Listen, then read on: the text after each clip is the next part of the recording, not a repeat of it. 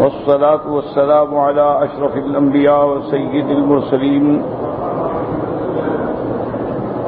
سيدنا محمد وعلى آله وأصحابه أجمعين. اللهم صل على سيدنا محمد وعلى آل سيدنا محمد كما صليت على إبراهيم وعلى آل إبراهيم في العالمين إنك حميد مجيد. أعوذ بالله من الشيطان الرجيم. بسم الله الرحمن الرحيم. قل لا يعلم من في السماوات والأرض الغيب إلا الله وما يشعرون أيان يبعثون بل ادارك علمهم في الآخرة بل هم في شك منها بل هم منها عمون.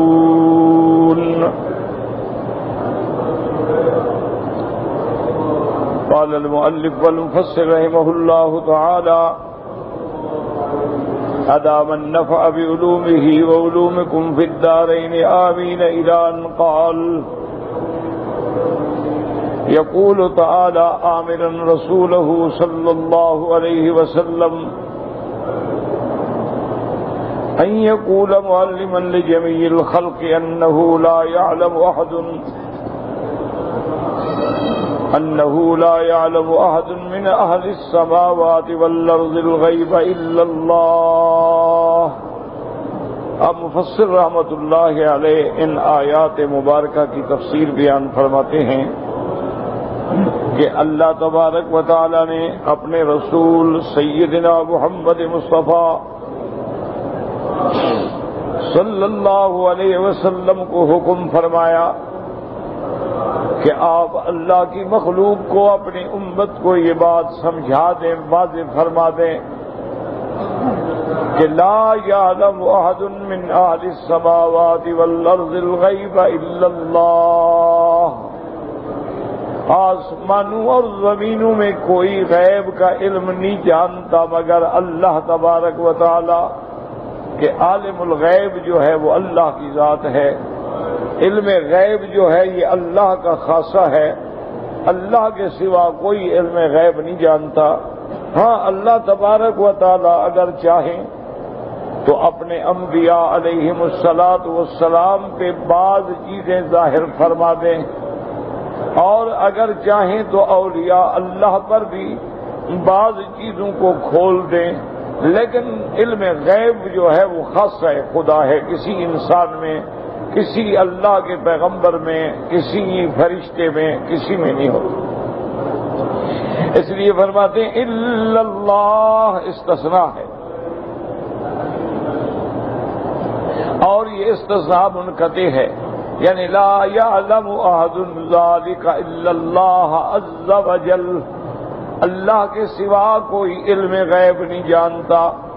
وَإِنَّهُ الْمُنْفَرِدُ بِذَلِكَ وَحْدَهُ لَا شَرِيكَ لَهُ. اللہ تبارک و تعالی کی ذات المنفرد، وہ اسی میں اکیلے ہیں، کوئی ان کا شریک نہیں، کوئی ان کا حصے دار نہیں. كما قال تبارك وتعالى وعنده مفاتيح الغيب لا يعلمها الا هو. اس لیے حصر ہے، اس لیے اللہ تبارک و تعالی نے یہ نہیں فرمایا کہ مفاتیح الغیب عنده، فرمایا وعنده مفاتیح الغیب. صرف اسی کے پاس ہیں خزانے غیب کی کنجیاں اور کسی کے پاس نہیں.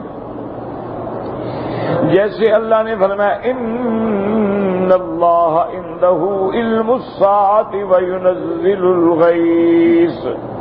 اللہ تبارک و تعالی ہی کے پاس ہے قیامت کی تعیین کا علم کہ قیامت کب قائم ہوگی.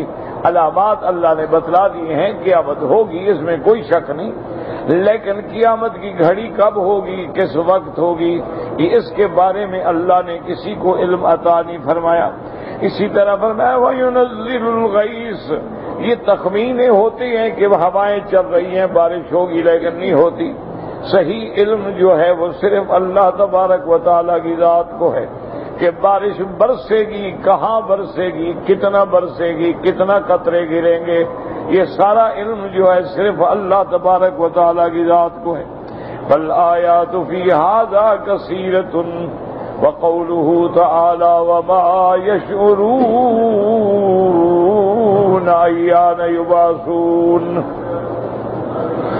ای وما یشعر الخلائق الساکنون فی السماوات والارض بوقت الساعۃ، یعنی وما یشعر، جتنی اللہ کی مخلوق ہے، چاہے وہ آسمانوں میں ہے چاہے وہ زمینوں میں ہے، وہ یہ قیامت کے وقت کو نہیں جانتے کہ کب ہم اٹھیں گے.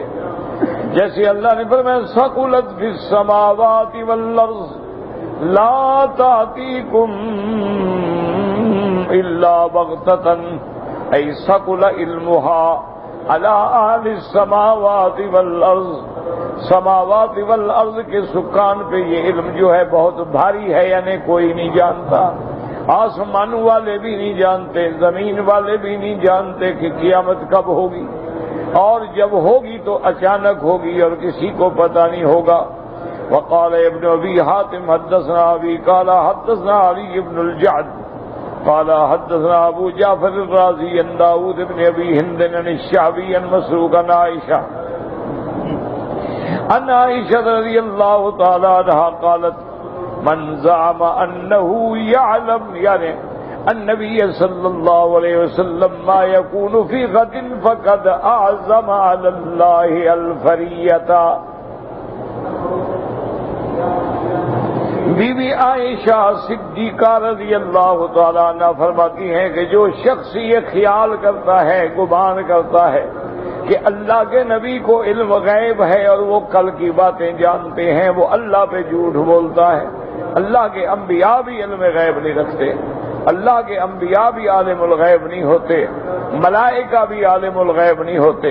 اسی لیے میں نے عرض کیا تھا کہ جب اللہ تبارک و تعالی ملائکہ سے پوچھا اور فرمایا انبئونی باسماء ہؤلاء ان کنتم صادقین، تو تمام ملائکہ نے کیا کہا؟ قالوا سبحانک لا علم لنا، قالوا سبحانک لا علم لنا الا ما علمتنا. تمام ملائکہ نے یہی جواب دیا کہ پاک ہے تیری ذات، ہمیں علم نہیں مگر اتنا جتنا آپ نے ہمیں علم دیا ہے. تو ملائکہ بھی عالم الغیب نہیں ہوتے. اسی طرح اللہ نے فرمایا وَيَوْمَ يَجْمَعُ اللَّهُ الرُّسُلَ، قیامت والے دن اللہ جب سب پیغمبروں کو، رسولوں کو اکٹھا فرمائیں گے اور فرمائیں گے ماذا اجبتم قالوا لا علم لنا انک انت علام الغیوب. تمام پیغمبر یہی جواب دیں گے مولا ہمیں نہیں پتا، آپ جانتے ہیں، علم غیب آپ کی صفت ہے. اسی لیے میرے آقا رحمت دو عالم سیدنا محمد مصطفیٰ صلی اللہ علیہ وسلم نے فرمایا وَلَوْ كُنْتُ أَعْلَمُ الْغَيْبَ لَاسْتَكْثَرْتُ مِنَ الْخَيْرِ وَمَا مَسَّنِيَ السُّوءُ إِنْ أَنَا إِلَّا نَذِيرٌ وَبَشِيرٌ لِقَوْمٍ يُؤْمِنُونَ. حضور پاک نے فرمایا کہ اگر مجھے علم غیب ہوتا، اگر مجھے آنے والے وقت کے حالات کا پتہ ہوتا تو میں ساری خیر جمع کر لیتا، مجھے کبھی تکلیف نہ پہنچتی. اگر علم غیب ہوتا تو مجھے تکلیفیں کیوں آتی؟ اگر علم غیب ہوتا تو مجھے طائف میں جا کے تکلیفیں کیوں برداشت کرنی پڑتی؟ اگر علم غیب ہوتا تو مجھے جنگ احد میں ددان مبارک کیوں شہید کرانے پڑتے؟ صحابہ شہید ہو گئے. تو علم غیب اللہ کی صفت ہے. اللہ تبارک و تعالی چاہتے ہیں تو ظاہر فرما دیتی ہیں عالم الغیب فلا یظہر علی غیبہ احدا الا من ارتضی بالرسول. عالم الغیب اسی کی شان. اس لیے بی عائشہ فرماتی ہیں کہ جو بندہ یہ عقیدہ رکھتا ہے کہ اللہ کے پیغمبر کو کل کا پتہ ہے وہ اللہ پہ جھوٹ بول رہا ہے، کیونکہ اللہ نے واضح فرما دیا قل لا يعلم قل لا يعلم من في السماوات والأرض الغيب إلا الله وقال قتادہ انما جعل الله هذه النجوم لثلاث خصال. اب اللہ تبارک و تعالیٰ نے جو آسمانوں میں ستارے پیدا فرمائے ہیں، اللہ تبارک و تعالیٰ نے جو آسمانوں کو ستاروں سے مزین فرمایا ہے، حضرت قتادہ فرماتے ہیں کہ ان ستاروں کی تین وجہ ہیں، تین صفات ہیں. جعلها زینۃ للسماء، ایک وجہ تو یہ ہے کہ اللہ نے اس کو آسمانوں کے لیے زینت بنا دیا ہے، جیسے قرآن پاک دوسری جگہ فرماتا ہے انا زینا السماء الدنیا زینا السماء الدنیا بزینۃ الکواکب، اور کہیں فرماتے ہیں وَلَقَدْ زَيَّنَّا السَّمَاءَ الدُّنْيَا بِمَصَابِيحَا. تو اللہ تبارک و تعالیٰ نے قرآن پاک میں یہ بات، ایک تو یہ ہے کہ زینت ہیں، وَجَعَلَهَا يَهْتَدِي بِهَا وَجَعَلَهَا رُجُومًا لِلشَّيَاطِينِ، اور دوسری ستاروں میں یہ صفت ہے کہ اللہ نے ان کو نشانیاں بنایا ہے، علامت بنایا ہے. وَعَلَامَاتٍ وَبِالنَّجْمِ هُمْ يَهْتَدُونَ، کہ لوگ راستہ پکڑتے ہیں، لوگوں کو پتہ چلتا ہے کہ یہ قطب ستارہ ہے تو مشرق کدھر ہوگی، مغرب کدھر ہوگی، شمال جنوب کدھر ہوگا، تو یہ علامات ہیں. اور تیسری چیز یہ ہے کہ جب شیاطین ملال اعلیٰ کی باتیں چراتے ہیں تو اللہ نے ان کے لیے ان کو مارنے کا ذریعہ بنا دیا ہے کہ ان سے رجم کیا جاتا ہے. جیسے کہ دوسری جگہ قرآن پاک میں ہے، جنات کہتی ہیں انا کنا نقعد منها مقاعد للسمع فمن يستمع الآن يجد له شهابا رصدا، کہ ہم نے آسمانوں کے قریب اپنے ٹھکانے بنائے تھے، لیکن اب اگر بات سننے کی کوشش کرتے ہیں تو ستارے ٹوٹ کے پڑتے ہیں، یا تو وہ جن کو ہلاک کر دیتے ہیں یا پاگل کر دیتے ہیں. بس یہ تین کام ہیں جس کے لیے اللہ نے ستاروں کو پیدا کیا. ومن تعاطى في غير ذلك قال برأيه واختزه وزاد نصيبه فتكلف ما لا علم له به. اب حضرت قتادہ فرماتی ہیں کہ ان کے علاوہ اگر کوئی آدمی ستاروں سے علم غیب حاصل کرے یا علم نجوم حاصل کرے یا ستاروں سے نفع نقصان اور علم غیب کی باتیں بتائے تو یہ جھوٹ ہے، اللہ تبارک و تعالیٰ پہ جھوٹ بول رہا ہے اور ایسی باتیں کر رہا ہے جو حقیقت کے ساتھ کوئی تعلق نہیں رکھتی ہیں، اور اس نے اپنے نصیبے کو ضائع کر دیا ہے. فَتَكَلَّفَ مَا لَا عِلْمَ لَهُ بِهِ، اور اس نے تکلفاً ایسی باتیں کی ہیں جس کی حقیقت کوئی نہیں. وَإِنَّ أُنَاسًا جَهْلَةً بِأَمْرِ اللَّهِ قَدْ أَحْدَثُوا مِنْ هَٰذِهِ النُّجُومِ كَهَانَةً. اسی لیے پہلے دور میں جاہل لوگ جو تھے جاہلیت کے، انہوں نے ستاروں سے کاہن بن بیٹھے کہ آج ستارہ فلاں برج میں ہے اور آج فلاں برج میں. اسی لیے ایک دفعہ میرے آقا نے مدینہ منورہ میں جب بارش ہوئی، حضور پاک صلی اللہ علیہ وسلم نے فرمایا آج کتنے لوگ ہیں جن کا ایمان اور زیادہ ہو گیا اور کتنے لوگ ہیں جو کفر میں پڑ گئے. صحابہ نے پوچھا کیسے؟ آپ نے فرمایا کہ جو لوگ یہ عقیدہ رکھتے ہیں مطرنا بنوء قضا و قضا، اس لیے بارش ہوئی ہے کہ آج فلاں ستارہ جو ہے فلاں برج کے اندر چلا گیا، وہ اللہ سے کافر ہو گئے. اور جو لوگ کہتے ہیں مطرنا بفضل اللہ، اللہ کی رحمت سے بارش ہوئی، یہ ستارے بھی تو اسی نے بنائے ہیں، برج بھی تو اسی نے بنائے ہیں.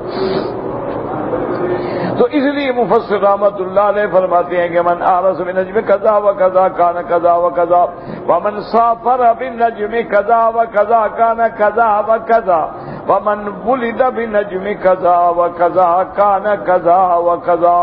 اب مفسر فرماتا ہے کہ وہ کاہن لوگ جو تھے وہ ایسے باتیں کرتے تھے کہ فلاں ستارہ جب فلاں جگہ میں ہو اس وقت اگر کوئی شادی کرے گا تو یہ ہوگا، اور فلاں ستارہ فلاں جگہ میں ہو اگر کوئی سفر کرے گا تو یہ ہوگا، اور اگر فلاں ستارہ فلاں جگہ ہو جو بچہ پیدا ہو تو ایسا ہوگا.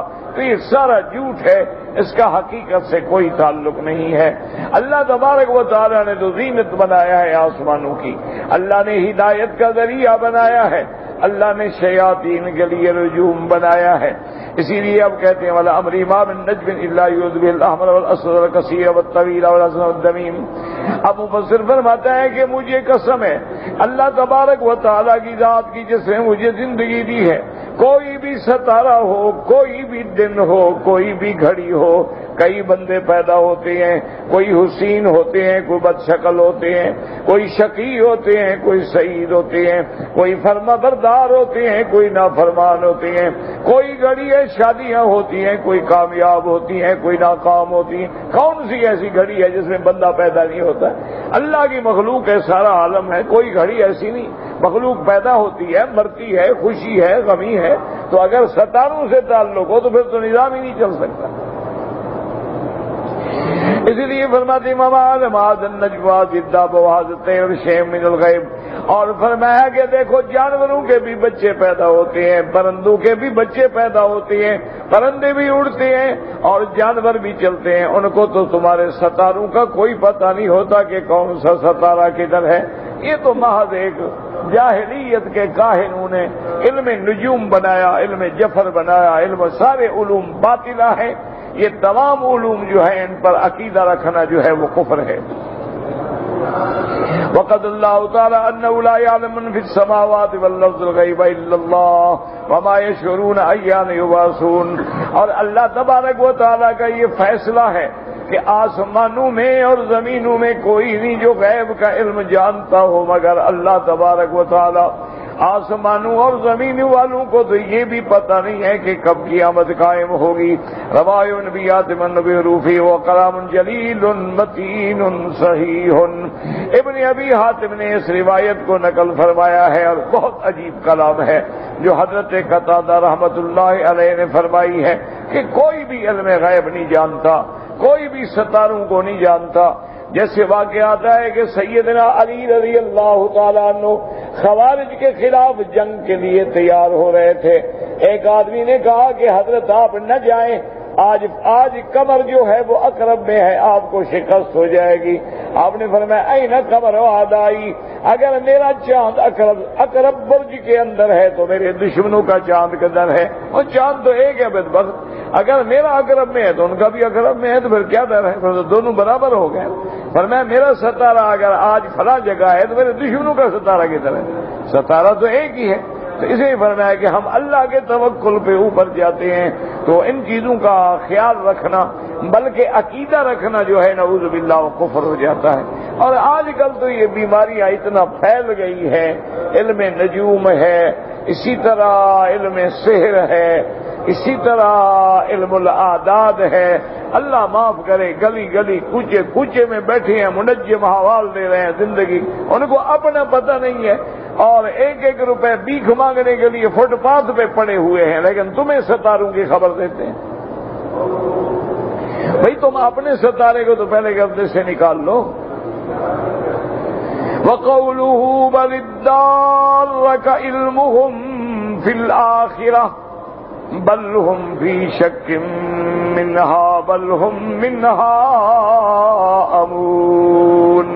اَيْنْتَا عِلْمُهُمْ وَعِزًّا وَعِزًّا وَقْتِيَا. اللہ تبارک و تعالی نے فرمایا بَلِ ادَّارَكَ عِلْمُهُمْ فِي الْآخِرَةِ مانا انتہا علمهم، ان کا علم ختم ہو گیا، عاجز ہو گئے اس وقت کے جاننے سے کوئی نہیں جانتا. وَقَالَ آخَرُونَ بَلِ ادَّارَكَ عِلْمُهُمْ أَيْ تَسَاوِي عِلْمُهُمْ فِي ذَلِكَ كما في الصحيح مسلم ان رسول اللہ صلی اللہ علیہ وسلم قال جبریل وکسر وقت صادما رسولنا بعالم من السائل. ایک معنی یہ ہے کہ انتہا یعنی ان کے علم کی حد ختم ہو گئی اپنی جان. ایک یہ ہے کہ سب برابر ہیں، کوئی بھی نہیں جانتا. جیسے کہ جبریل علیہ السلام آئے حضور صلی اللہ علیہ وسلم کے پاس سائل بن کے آئے اور انہوں نے سوال کیا ان وقت الساعتی، تو حضور نے فرمایا مل مسئول عنہا بأعلم من السائل. آپ نے فرمایا جو جان پوچھنے والا ہے وہ جس سے پوچھ رہا ہے وہ کچھ زیادہ نہیں جانتا. معنی یہ ہے کہ نہ تمہیں علم ہے نہ مجھے علم ہے، نہ پوچھنے والے کو علم ہے نہ بتانے والے کو علم ہے. اللہ کے سوا کسی کو علم نہیں. احتسابی فی العز اندر کے ذالک علم المسئول والسائل قال علی ابن ابی طلحہ عباس بل الدار علم فی الاخرہ غابہ وقال قتادہ بل الدار علم فی الاخرہ یعنی بجہلہم بربہم، یعنی وہ ان کا علم جو ہے اپنے رب کو نہیں پہچانتے، اپنے خالق مالک کو نہیں پہچانتے۔ یقول لم ينفذ لهم علم فی الاخرہ، ان کو علم آخرت کا کوئی پتہ نہیں ہے۔ وقال ابن جریج طائل خراسانی ابن عباس بل الدار علم فی الاخرہ حین لم ينفع العلم، ان کی انتہا ہو گئی، پھر اس وقت علم فائدہ کوئی نہیں دے گا۔ وبه قال طائل خراسانی وستین علمهم انما يدرك ويكمل يوم القیامت حیث لا ينفعهم ذلك، جب قیامت قائم ہوگی تو اب سب کا علم پورا ہو گیا، لیکن کیا فائدہ؟ اب تو سب نے دیکھ لیا نا کہ قیامت آ گئی، قیامت ہو گئی، سب بندے کھڑے ہو گئے، اولین و آخرین جمع ہو گئے، لیکن اس وقت علم کامل ہوا تو فائدہ کیا ہوگا؟ کما قال تعالی اسمع بهم وابصر یوم یاتوننا لیکن الظالمون اليوم فی ضلال مبین۔ وقال سفیان بن عبید حسن وقال کانک بل الدار علمهم ای اذ محل علمهم فی الدنیا حین آین الاخرہ، جب قیامت کا نظارہ کریں گے، جب محشر کا نظارہ کریں گے، جب میدان حشر کا نظارہ کریں گے تو سب علم جو ہے وہ کم ختم ہو گئے۔ وقوله تعالی بل هم فی شک منها عائد علی الجنس، والمراد والکافرون، مراد کافر ہیں جو شک میں ہیں، ورنہ مومن کو تو یقین ہے کہ قیامت ہے، قیامت برحق ہے۔ کما قال تبارک وتعالی وعرضوا علی ربک صفا لقد جئتمونا کما خلقناکم اول مرہ بل زعمتم ان لن نجعل لكم موعدا الکافرون وهكذا قال هؤلاء بل هم في شك منها أي شاكون في وجودها وقوعها بل هم منها امون أي في أماية وجهل كبير في أمرها وشأنها۔ کافر جو ہیں وہ قیامت کے آنے میں شک کے اندر ہیں، ہوگی نہیں ہوگی، کب ہوگی پتہ نہیں تو بلکہ وہ غایت جہل میں پڑے ہوئے ہیں۔ لیکن جو ایمان والے ہیں ان کو یقین ہے کہ قیامت حق ہے، حق ہے۔ اس لیے حدیث پاک میں بھی آتا ہے کہ میرے آقا رحمت دو عالم صلی اللہ علیہ وسلم صبح کو جب بیدار ہوتے آسمانوں پہ نظر پڑتی تو فرماتے اللہم انت اللہ، آپ فرماتی یا اللہ تیری ذات ہے، تو حق ہے اور تیرا لکھا حق ہے، والجنت حق والنار حق والساعۃ حق والنبیون حق، تو ساری مومن کو تو یقین ہوتا ہے۔ لیکن کافر شک میں پڑے ہیں یا جہل میں پڑے ہیں کہ قیامت ہوگی، کبھی کہتے ہیں نہیں ہوگی، کبھی کہتے ہیں ہوگی پتہ نہیں تو کیسے ہوگی، لیکن مومن کو یقین ہے اور سب کو جب قیامت دیکھیں گے تو ساری چیزیں واضح ہو جائیں گی۔ واللہ اعلم۔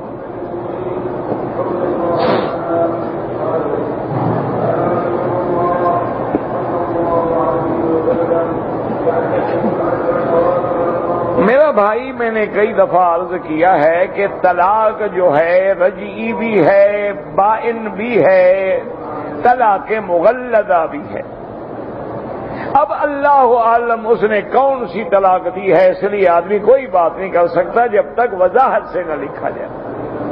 اگر ایک طلاق ہے رجوع ہو سکتا ہے، اور رجوع کرنے کے لیے بھی بہتر تو ہوتا ہے کہ آدمی گواہوں کے سامنے کہے، ورنہ میاں بیوی نے دوبارہ مل لیا، سلو کر لی، رجوع ہو گیا انشاءاللہ۔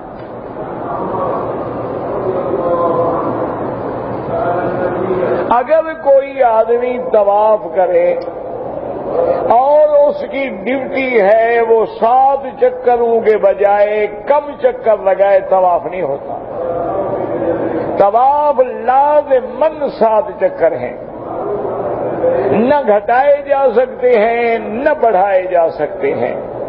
طواف کا حکم ہمیں اللہ نے دیا ہے اور نمونہ میرے آقا محمد الرسول اللہ صلی اللہ علیہ وسلم نے عمل کر کے دکھلا دیا ہے۔ تو لہذا طواف جو ہے، چاہے طواف حج کا ہو، چاہے طواف افاضہ ہو، چاہے طواف قدوم ہو، چاہے طواف الوداع ہو، چاہے طواف نفل ہو، 7 چکر لازمی ہیں، نہ وہ کم ہو سکتے ہیں نہ بڑھائے جا سکتے ہیں۔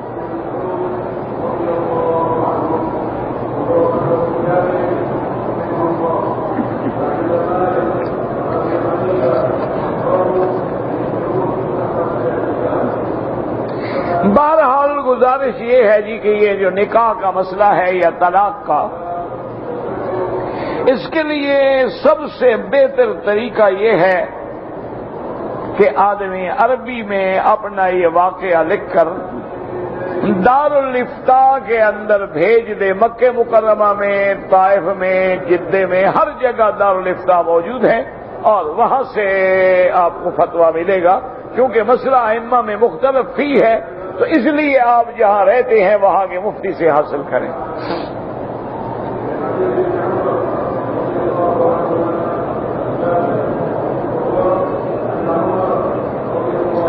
اگر آدمی طواف کر رہا ہے اور طواف کے 4 چکر ہو چکے ہیں، نماز کھڑی ہو جاتی ہے تو وہ نماز شروع کرے، جہاں چھوڑ دیا ہے نماز پڑھ کے وہیں سے پھر اپنے چکر پورے کرے، شروع کرے۔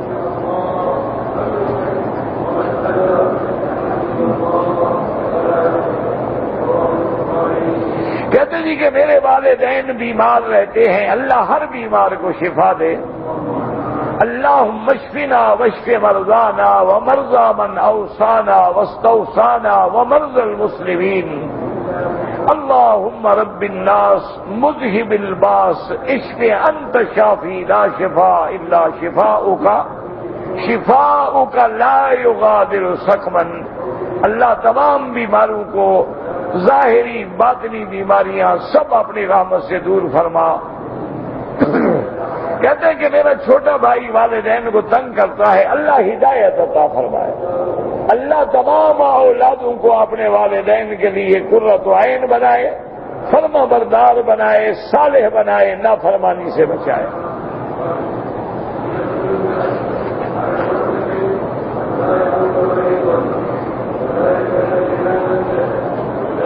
بہرحال انبیاء علیہم السلام کے بارے میں احادیث مبارک میں موجود ہے، اور میرے آقا کے بارے میں بھی حدیث مبارک میں موجود ہے کہ جو لوگ حضور کے روضہ مبارک پہ مواجہہ میں سلام پڑھتے ہیں حضور سنتے ہیں، اور جو دور سے درود پڑھا جائے وہ اللہ پہنچائیں گے۔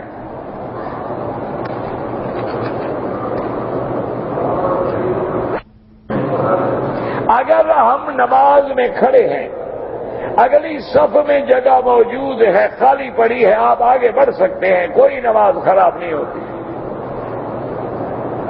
آدمی پہنچا ہے دیر میں، اگلی صفیں مکمل ہو چکی ہیں، تو اگر اس کو یقین ہے کہ کوئی آدمی آ کے مل جائے گا الحمدللہ، ورنہ اگلے آدمی کو بھی پیچھے لے سکتا ہے تاکہ اکیلا کھڑا نہ ہو۔ ایک آدمی نے احرام کی حالت میں اس کے ہاتھ میں کوئی چیز لگ گئی جس سے خون نکل آیا، کچھ بھی نہیں ہوتا ہے وہ باتیں، آدمی کو چوٹ لگ گئی ہے، خون نکل آئے، تھوڑا ہے کہ خون نکلے اور دم ادا کرے، تکلیف بھی اس کو پہنچی، اللہ سزا بھی اسی کو دیں گے۔ کہ ہمارے ملک سے جو لوگ عمرے پہ آ رہے ہیں تو ہماری خواتین نے لباس بڑے باریک پہنے ہوئے ہیں۔ بہرحال حضور صلی اللہ علیہ وسلم نے فرمایا تھا کہ رب کاسیات عاریات، بہت سارا وقت آئے گا ایسی عورتیں ہوں گی کہ لباس پہنے ہوئے ہوگا لیکن ننگی ہوں گی۔ کیا مانا کہ اتنا باریک لباس ہوگا کہ بدن نظر آئے گا، یا لباس اتنا بدن پہ فٹ ہوگا کہ بدن نظر آئے گا۔ تو اس قسم کے لباس پہننے کو حضور نے منع فرمایا ہے، اور حتیٰ کہ عورت کے اگر بال بھی صرف نظر آئیں تو سر کے بالوں سے لے کر پاؤں تک عورت ہے اس کا چھپانا ضروری ہے، اور جو عورتیں بدسور کے ایسے باریک لباس پہن کے اور نکلتی ہیں، ان پہ اللہ کے نبی نے لعنت بھیجی ہے۔ آپ کا پاجامہ پلید تھا اور آپ نے وہ پہن کے نماز پڑھی ہے تو نماز لوٹائیں، دوبارہ پڑھو۔ جتنے اختلافی مسائل ہیں، اللہ تبارک و تعالی سے سب سے پہلے تو یہ دعا کریں کہ ہم سب کو اتفاق، اتحاد اور ایک دوسرے کا احترام نصیب کریں۔ اسی لیے الحمدللہ ثم الحمدللہ ہم نے تو کبھی بغض نہیں برتا۔ وضاحت سے بتلا دیتے ہیں کہ حنفی مسلک میں مقتدی کے لیے پڑھنے کی ضرورت نہیں ہے، امام کا پڑھنا کافی۔ امام احمد بن حنبل رحمت اللہ علیہ فرماتے ہیں کہ اگر امام زور سے پڑھ رہا ہے، قرات جہری ہے، تم سن رہے ہو تو نہ پڑھو، اور اگر تم سن نہیں رہے ہو، نماز سری ہے تو فاتحہ پڑھا کرو۔ تو اللہ سب کی نمازیں قبول فرمائے، اللہ سب کی حاضری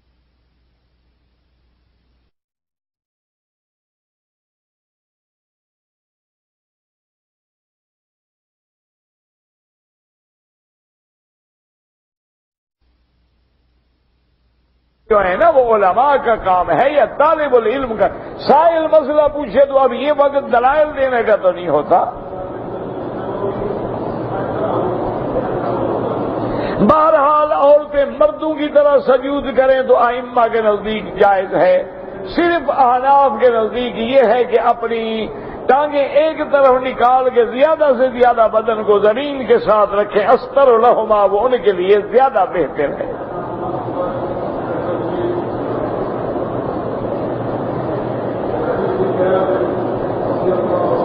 کہتے کہ حضور نے فرمایا کہ اللہ کی ساری زمین میرے سامنے، ایسا تو نہیں ہے، بعض اوقات معجزتاً اللہ پاک نے اپنے انبیاء کو چیزیں دکھائی ہیں، لیکن اس کا معنی یہ تھوڑا ہے کہ سارا عالم علم الغیب آ گیا۔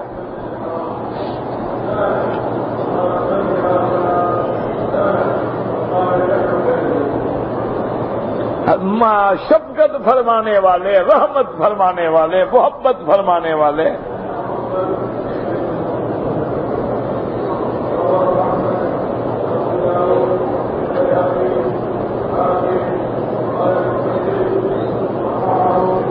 ایک آدمی نے اپنی بیوی کو ایک طلاق دی، رجی، 2-4 دن کے بعد رجوع کر لیا، ٹھیک ہو گیا، لیکن اب اگر خدا نہ کرے دوبارہ طلاق دے گا تو پھر وہ 2 شمار ہوں گی، ایک تو پہلے دے چکا ہے۔ ہر بندے کو اللہ نے 3 طلاقوں کا حق دیا، ایک تو استعمال کر چکا، اب اگر کرے گا 2 ہو جائیں گی، اور کرے گا تو پھر 3 ہو جائیں گی۔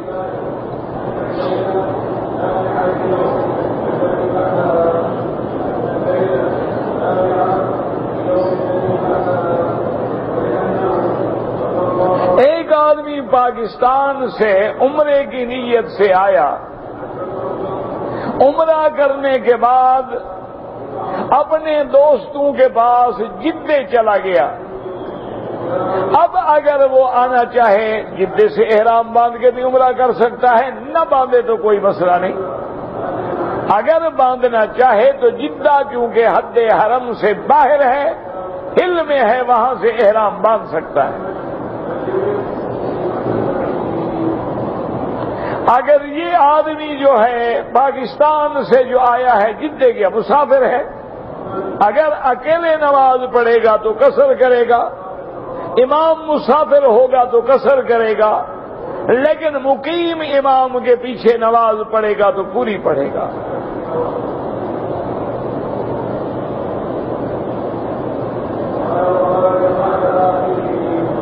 اگر ایک آدمی ہے اس کو 14 دن ہوئے ہیں، یہ اس کی نیت پہ ہے۔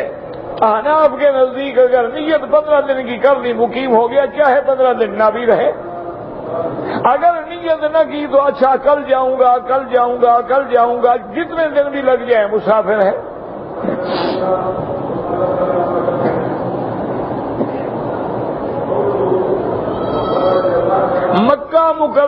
کی تمام مساجد میں، یعنی مکہ شہر کی جتنی بھی مسجدیں ہیں جہاں بھی نماز پڑھو 1 کا لاکھ ملے گا، کیونکہ اللہ تبارک و تعالی نے پورے حرم کو مسجد الحرام فرمایا ہے۔ اللہ نے قرآن میں فرمایا ہے کہ ذالک لمن لم یکن اہلہ حاضر المسجد الحرام، تو سارا مسجد الحرام ہے الحمدللہ۔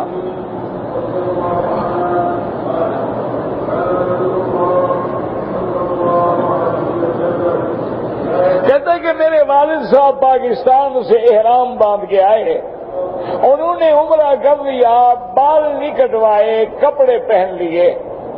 اگر کپڑے پہنے پورا دن گزر گیا ہے تو اب یہ ہے کہ وہ کپڑے اتار کے چادریں باندھ کے بال بھی کٹوائیں اور دم بھی ادا کریں۔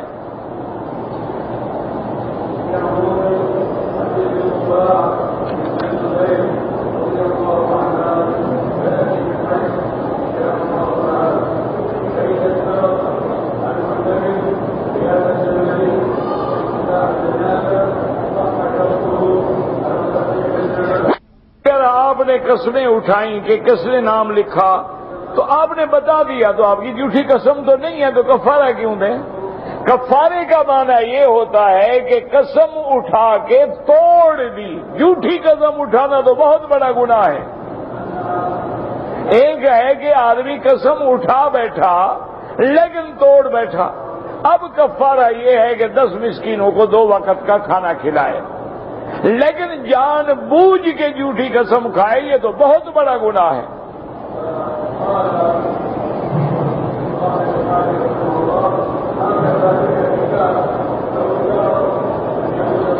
بہرحال ہم نے تو الحمدللہ کبھی بھی اہل حدیث علماء کے خلاف، اللہ کا شکر ہے، کبھی کوئی ایسا کلمہ بھی نہیں کہا جو ان کی شان کے خلاف ہو۔ اللہ تبارک و تعالی ہم سب کو آپس میں اتفاق سے ادب سے رہنے کی توفیق دے۔ بہرحال ایک پور کے برابر عورت کے بال کاٹنے چاہیے۔ ایک پور اتنی پور ہوتی ہے کہ بالوں کو اکٹھا کر کے جہاں انتہا ہو وہاں ایک پور کے برابر کاٹے جائیں۔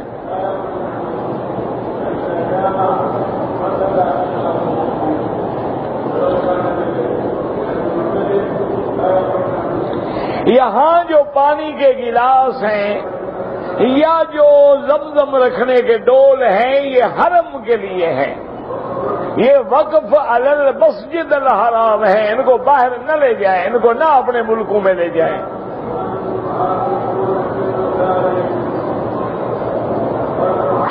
اب زمزم کا پانی لے جائیں وہ تو لے جائیں، لیکن گلاس وغیرہ یہ سب حرم کے لیے جو چیز آتی ہے ان کو بلا اجازت استعمال نہ کریں۔ اور کون سی ایسی قیمتی چیز ہے باہر جا کے تم 2 ریال کے 10 خرید لو؟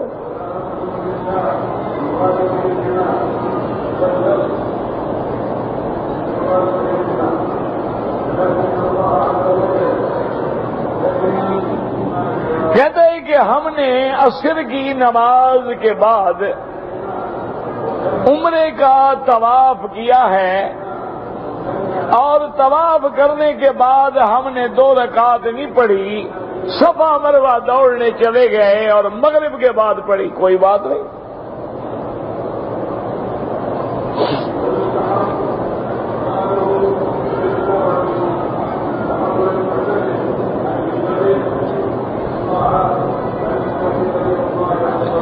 بہرحال اگر آپ نے والدین کے لیے عمرہ یہی نیت ہے کہ یا اللہ اس کا ثواب میرے والد کو دے، میری والدہ کو دے، بس اللہ نیتوں کو جانتے ہیں۔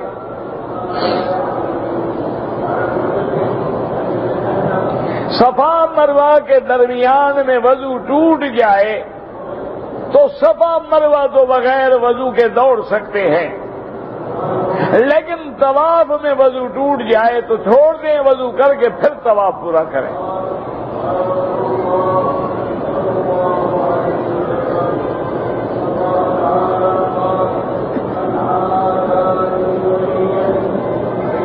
ایک آدمی نے 3 بیوی کو طلاقیں دی، وہ جانے اس کا کام، جانے تمہیں دعوت کی ہے، دعوت میں جانا کیوں منع ہے؟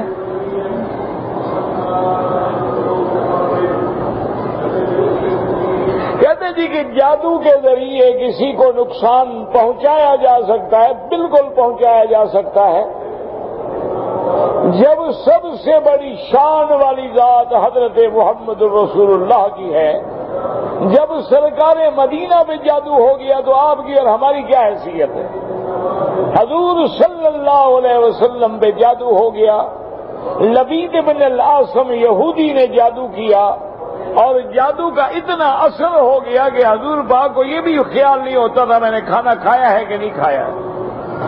اپنی ازواج مطہرات سے ملنا بند ہو گیا، طبیعت میں انقباض ہو گیا، حتیٰ کہ اللہ نے فرشتے بھیجے، حضور سو رہے تھے، ان نے ایک فرشتہ آپ کے سرانے کی جانب، ایک فرشتہ آپ کے پاؤں کی جانب کھڑا ہوا، اس نے پوچھا کہ ما بہذا الرجل، آپ کو کیا تکلیف ہے؟ اس نے کہا مطبوب آپ پہ جادو ہے۔ اس نے کہا کس نے جادو کیا ہے؟ تو اس فرشتے نے بتلایا کہ لبید ابن العاصم یہودی نے جادو کیا ہے۔ اس نے کہا وہ جادو کہاں ہے؟ اس نے کہا فلاں جگہ پر جو ایک کنواں ہے، اس کنویں کے نیچے جو لکڑی ہے، اس لکڑی کے نیچے وہ جادو چھپا ہوا ہے۔ اس نے کہا وہ جادو کس چیز میں ہے؟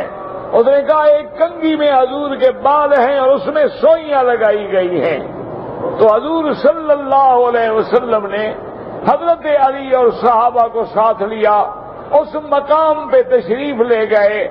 آپ نے فرمایا وہاں جو کھجوریں تھیں ٹنڈ منڈ تھیں، ایسے معلوم ہوتا تھا جیسے شیطانوں کے سر ہوں، اور اس کنویں کا پانی ایسے معلوم ہوتا تھا جیسے مہندی ملا ہوا پانی ہو۔ صحابہ اندر اترے، اس لکڑی کے نیچے سے وہ نکالا گیا، اس میں حضور کے بال مبارک تھے کنگھی میں، اور سوئیاں لگی ہوئی تھیں۔ حضور قل اعوذ برب الفلق اور قل اعوذ برب الناس یہ پڑھتے گئے اور سوئیاں نکالتے گئے۔ تو صحابہ کہتے ہیں جیسے جیسے سوئیاں نکلتی گئی حضور کا چہرہ گلاب کی طرح کھل گیا، آپ سے وہ جادو کا اثر جو ہے ضائع ہو گیا۔ تو جادو کے ذریعے نقصان ہوتا ہے، نقصان ہو سکتا ہے۔ اللہ تبارک و تعالی ہمیں جادوگروں کے فتنوں سے اور حملوں سے بچائیں۔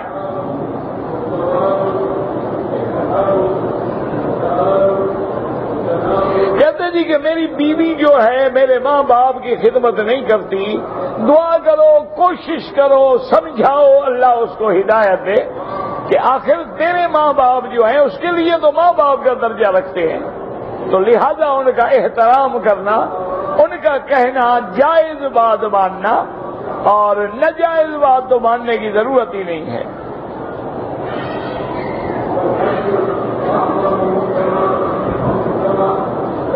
عمرے کے اندر طواف الوداع جو ہے وہ واجب نہیں ہے، لیکن علماء فرماتے ہیں کہ حدیث رسول پاک ہے ان یکون آخر العہد بالبیت الطواف، تو یہ عام ہے، لہذا لازم ہے کہ عمرے والا بھی کرے۔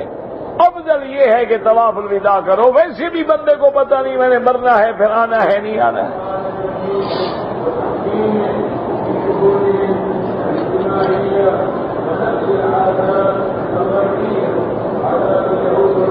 کہتے جی کہ لاہور میں شاہی مسجد میں کچھ زیارات ہیں، ان کی نسبت حضور صلی اللہ علیہ وسلم کی طرف کی جاتی ہے، اللہ عالم، حقیقت کیا ہے تو اللہ جانتا ہے۔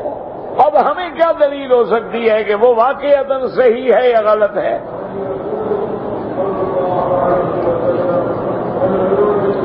نماز جیسے پڑھتے ہو اسی طرح پڑھو، اور اس کے بعد دعائے استخارہ جو ہے وہ 3 دفعہ مانگو، اول آخر درود شریف پڑھو، اس کے بعد وہ دعا مانگو اللہم انی استخیرک بعلمک واستقدرک بقدرتک۔ نہ آئے تو دعا استخارہ چھپی ہوئی موجود ہے، اس کو کریں 1 دن 2 دن 3 دن حتیٰ کہ 7 دن تک، جب دل کا میلان ہو جائے انشاءاللہ تو وہ کام اللہ کی رحمت سے خیر ہوگا۔ بہرحال طلاق کا مسئلہ دارالافتاء سے رجوع کریں۔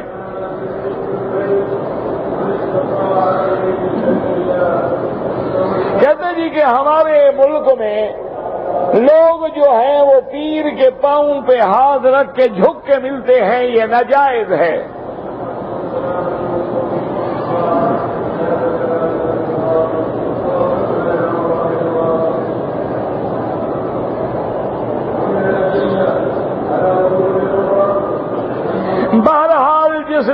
سے آپ کی شادی یا نکاح ہے، جب تک نکاح نہ ہو اس وقت تک نہ تم اس کو بلا وجہ باتیں کیا کرو، نہ وہ تم سے باتیں کرے۔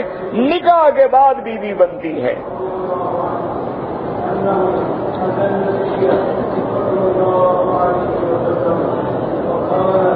بھائی خیبر بینک یا میزان بینک میں جانتا نہیں تو رائے کیا دوں؟ جب مجھے معلوم ہی نہیں ہے ان بینکوں کے بارے میں تو میں کیا بتلا سکتا ہوں؟ وہاں مقامی علماء سے پوچھیں جو جانتے ہوں ان کے حالات۔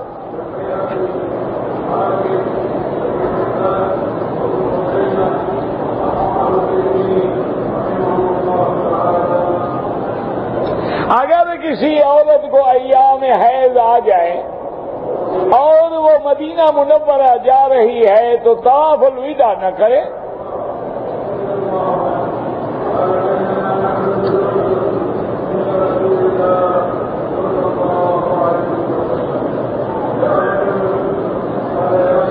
اگر کوئی آدمی عصر کی نماز کے بعد طواف الوداع اس نے کر لیا لیکن مغرب کی نماز کا وقت ہو جائے، بالکل نماز پڑھے، حرم میں نماز پڑھ کے پھر چلے جائے۔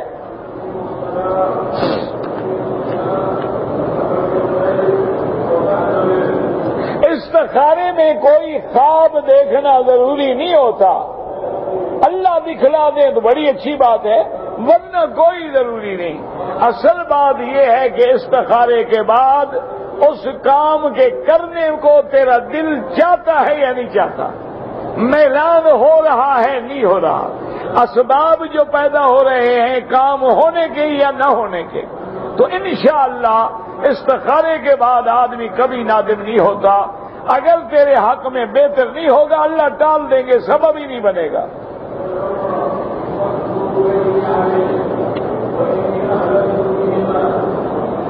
اگر کوئی آدمی مدینہ منورہ زیارت کے لیے جاتے ہیں لیکن ان کے پاس اتنا ٹائم نہیں ہے، وہ 40 نمازیں نہیں پڑھ سکتے، کوئی بات نہیں، چاہے ایک نماز بھی نہ پڑھے، صبح کو پہنچے اور ظہر سے پہلے نکل آئے، کوئی بات نہیں۔ اگر اللہ موقع دے تو فضیلت ہے، ثواب ہے۔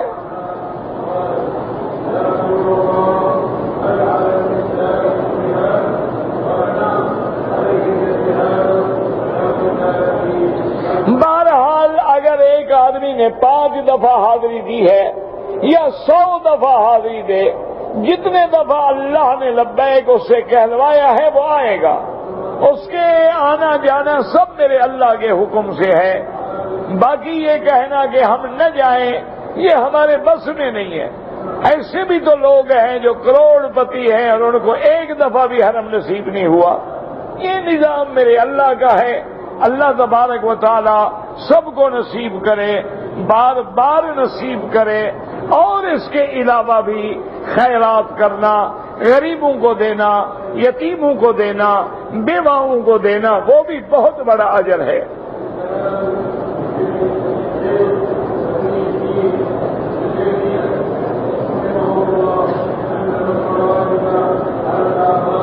اگر کہتا ہے کہ میں نے عمرہ کیا ہے لیکن چونکہ میں نے عمرہ عصر کے بعد کیا، میں نے 2 رکعت نہیں پڑھے، بعد میں پڑھ لیے، ٹھیک ہے، کوئی بات نہیں، کوئی مسئلہ نہیں۔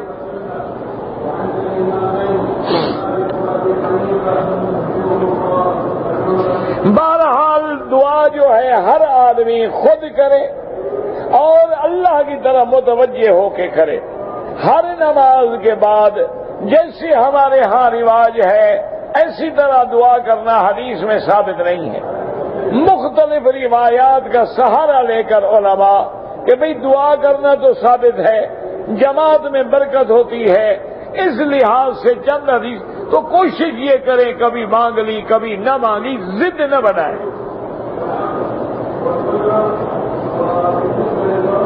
اللہ کے تمام انبیاء حیات ہیں مرنے کے بعد، لیکن حیات عالم برزخ ہے۔ مشرکین کا ذبیحہ جو ہے وہ حرام ہے، البتہ اہل کتاب کا ذبیحہ جو ہے وہ حلال ہے۔ یعنی اگر یہودی ہیں کیونکہ وہ بھی اللہ کا نام لے کے ذبح کرتے ہیں۔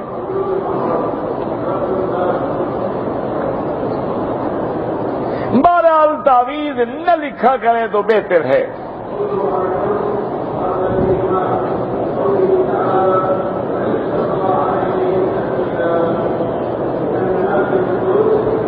اگر مدینہ منورہ سے آتے ہوئے راستے میں حالت احرام میں کوئی بندہ حمام میں گیا، وہاں شیمپو پڑا تھا، اس سے ہاتھ دھو ڈالے، صدقہ کر دے کچھ 1-2 ریال، کیونکہ فوراً دھو ڈالے، ظاہر کر دیا نا۔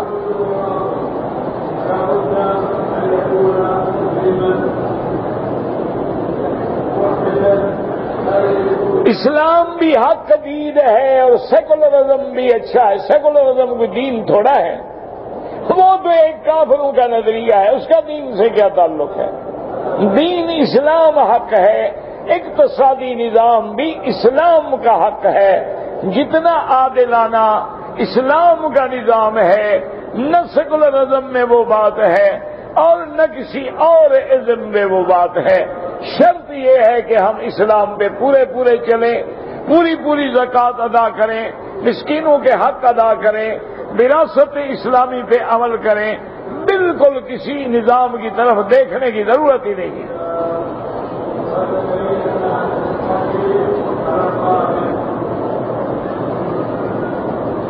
ایک آدمی نے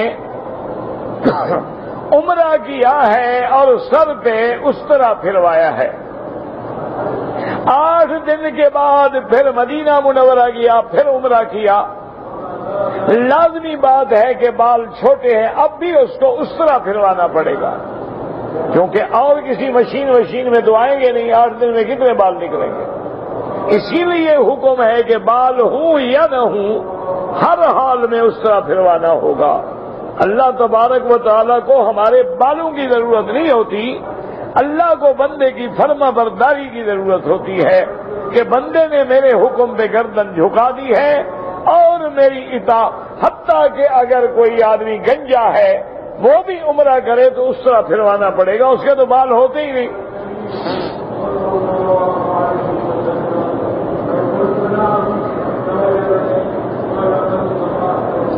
کہتے ہیں جی کہ میں صفا مروہ دوڑ رہا تھا کہ صفا مروہ دوڑتے ہوئے مجھے پیچھے سے ویل چیئر لگی، اس سے چمڑا بھی اکھڑ گیا، خون بھی نکلا، کچھ بھی نہیں ہوتا، کوئی بات نہیں ہے، انشاءاللہ آپ کا صفا مروہ دوڑنا ٹھیک ہے۔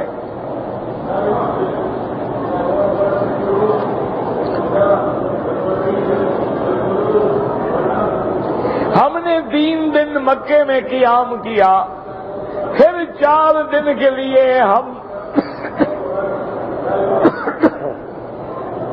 مدینہ منورہ چلے گئے، 4 دن ہم نے وہاں قیام کیا، پھر واپس آئے مکہ مکرمہ، پھر 3 دن قیام کیا۔ آپ مسافر ہیں، آپ نماز قصر پڑھیں گے، لیکن شرط یہ ہے کہ اگر آپ اکیلے ہیں یا امام بھی مسافر ہے تو قصر پڑھیں گے، لیکن اگر امام مقیم ہے تو آپ امام کے تابع ہیں، پوری نماز پڑھیں گے۔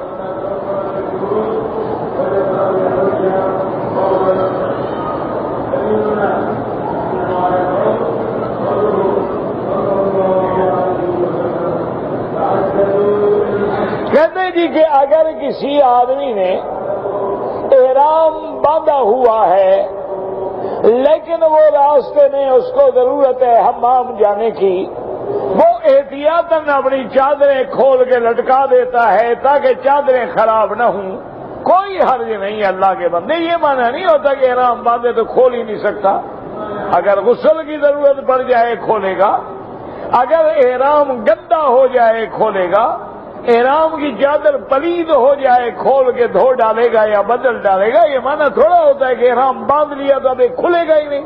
پہلے تو لوگ 2 مہینے احرام میں رہتے تھے، وہ کیا کرتے تھے؟ یہ تو اب گھنٹوں کا حساب ہے نا، پہلے دور میں تو 20 دن آدمی بحری جہاز میں رہتے تھے، اور اس سے کچھ عرصہ پہلے جو ہے 2 مہینے 3 مہینے لگتے تھے دخانی جہازوں میں، ہوا مخالف چلی جہاز کھڑے ہو گئے، اب بیٹھے ہوئے ہیں سمندر کے کنارے 8 دن، پھر ہوا رکی پھر چل پڑے۔ تو اس لیے بہرحال احرام باندھنے کے بعد چادر بدلی بھی جا سکتی ہے، احرام بدلا بھی جا سکتا ہے، احرام کو دھویا بھی جا سکتا ہے، کوئی منع نہیں۔ ربنا تقبل منا انك انت السميع العليم وتب علينا انك انت التواب الرحيم۔